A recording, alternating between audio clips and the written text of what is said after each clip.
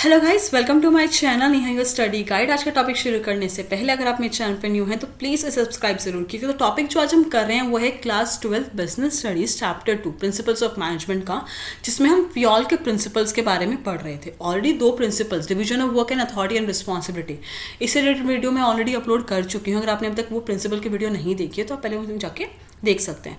अब हम third principal के बारे में बात करेंगे, that is the discipline. Fayol कौन था, कैसे मतलब कब बॉर्न हुआ, उस फ्योल के बारे में जो थोड़ी हिस्ट्री थी वो भी मैंने फर्स्ट वीडियो में आपको ऑलरेडी बता चुकी हूँ। तो हमारा थर्ड प्रिंसिपल क्या है? डिसिप्लिन। डिसिप्लिन का मतलब क्या होता है? फॉलोइंग कोड ऑफ कंडक्ट, जो भी कोड ऑफ कंडक्ट हैं, रूल्स एंड रेगुलेशंस हैं जो एम्प्लॉयमेंट एग्रीमेंट में मेंशन किए गए हैं, उनको फॉलो करना। गुड सुपीरियर होने चाहिए हर एक लेवल पे, वो भी डिसिप्लिन है। क्लियर और फेयर एग्रीमेंट होना चाहिए सबॉर्डिनेट और सुपीरियर के बीच में। सुपीरियर मतलब सीनियर, सबॉर्डिनेट मतलब उसके अंडर जो काम कर रहे हैं उनके बीच में क्लियर और फेयर एग्रीमेंट होना चाहिए कि कौन क्या काम कैसे करेगा, किसके पास कितनी अथॉरिटी, किसके पास कितनी रिस्पॉन्सिबिलिटी है। Meeting commitment at all levels, जो भी कमिटमेंट किए जा रहे हैं by the employees, by the seniors, by the top levels, हर किसी को अपने कमिटमेंट पूरे करने चाहिए। And judicious application of penalties, penalties का भी एप्लीकेशन होना चाहिए है। पेनल्टीज कैसे कि टर्मिनेशन या सस्पेंशन, मतलब आप ये करोगे तो हम टर्मिनेट कर देंगे, ये करोगे तो सस्पेंशन कर देंगे, या फिर अगर कोई गलत लैंग्वेज यूज़ कर रहा है तो उसके क्या कॉन्सिक्वेंसेज हो सकते हैं, क्या पेनल्टीज उस पर लग सकती हैं। तो इस तरह की एप्लीकेशंस पेनल्टीज की होनी चाहिए हैं। तो ये है डिसिप्लिन।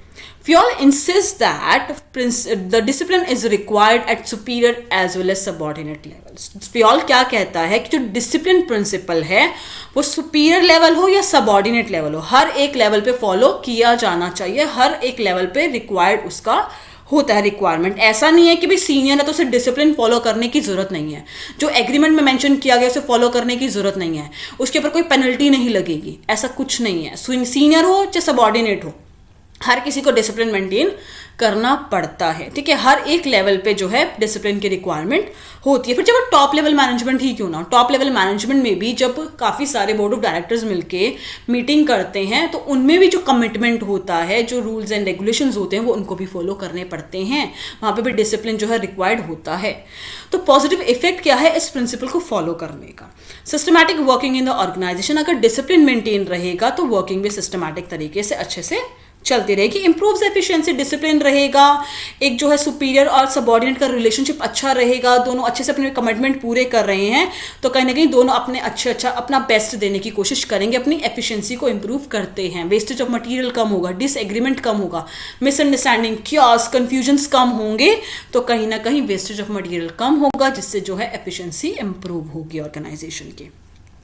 कॉन्सिक्वेंसेस क्या है अगर आप ये प्रिंसिपल फॉलो नहीं करोगे तो? Disorder, confusion, chaos. अगर डिसिप्लिन फॉलो नहीं होगा, सुपीरियर और सबऑर्डिनेट का रिलेशन अच्छा नहीं होगा, दोनों अपने कमिटमेंट पूरे नहीं करेंगे। अब जैसे कि कमिटमेंट पूरे करने का यहाँ पे मतलब क्या है कि जैसे कि एक एम्प्लॉय है, वो अपना कमिटमेंट देता है कि हाँ मैं अपना बेस्ट एफर्ट लगाऊंगा ऑर्गेनाइजेशन का जो भी गोल है उसको पूरा करने में, या जो भी उसको टास्क दिया गया है करने के लिए, जो भी असाइनमेंट उसको करने के लिए दिया गया है वो अपना उसको कंप्लीट करने में वो अपना बेस्ट देगा।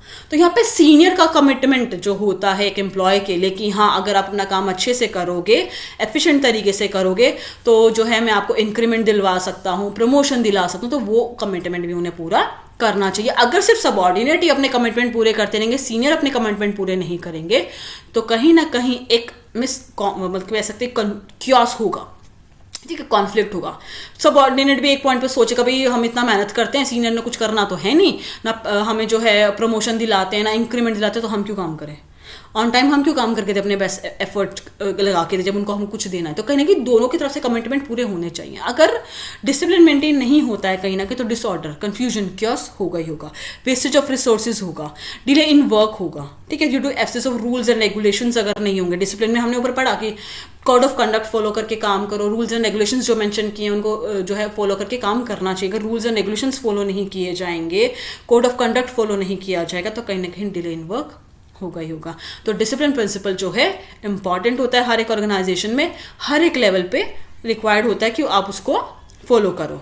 नेक्स्ट हमारा है principle unity of command. According to this principle, an employee should receive order from one boss superior, should be accountable to one superior only. Unity of command का मतलब होता है, unity मतलब one, ठीक है, एकता, वन, कमांड मतलब जो हमें कमांड मिलती है हमारे सीनियर से कि आपको ये काम करना है, ठीक है। तो एक ही सुपीरियर से काम मिलना चाहिए है, और जो अकाउंटेबल है मतलब जो काम करके दे रहा है उसको जवाबदारी भी एक ही बॉस को देनी चाहिए है।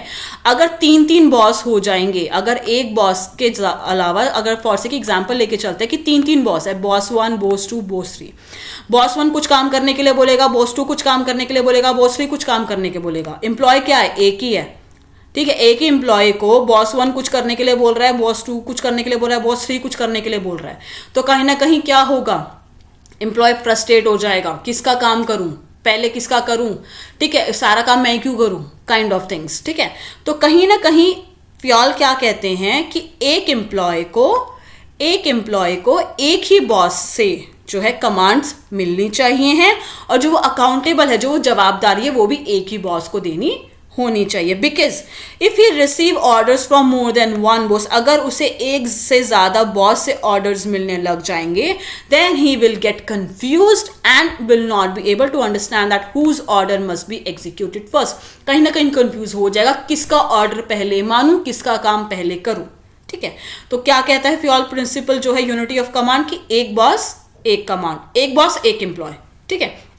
एक बॉस होना चाहिए और एक एम्प्लॉय होना चाहिए।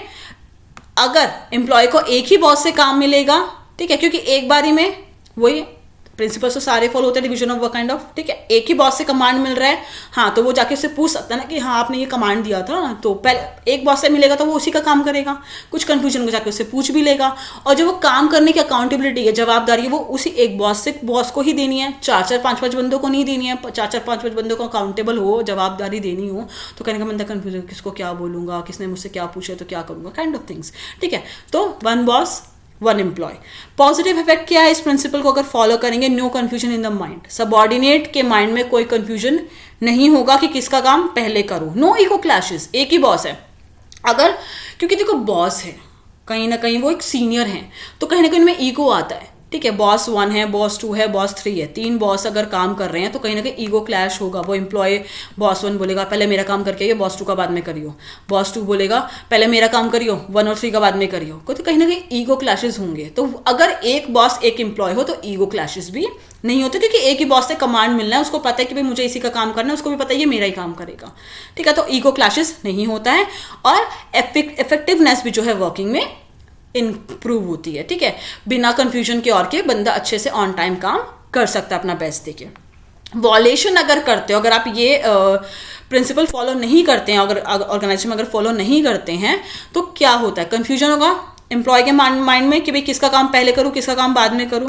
Subordinate will get chance to escape from its responsibility by giving excuses, हर एक को एक्सक्यूज दे देगा, नहीं वो बॉस 2 ने बोला था पहले उनका काम करना, इसलिए मैंने आप दोनों का बॉस 1 बॉस 3 का काम नहीं किया। कहीं ना कहीं वो काम से बचने के लिए एस्केप होने लगेगा, एक्सक्यूजेस देने लगेगा, क्योंकि उसको पता है कि तीनों में ईगो क्लैशेस हैं, तीनों एक दूसरे से इतना जो है बात नहीं करते हैं, तीनों मुझे ऑर्डर दे रहे और कर रहे, कहीं ना कहीं वो कोई ना कोई एक्सक्यूज ढूंढ लेगा बनाने के लिए।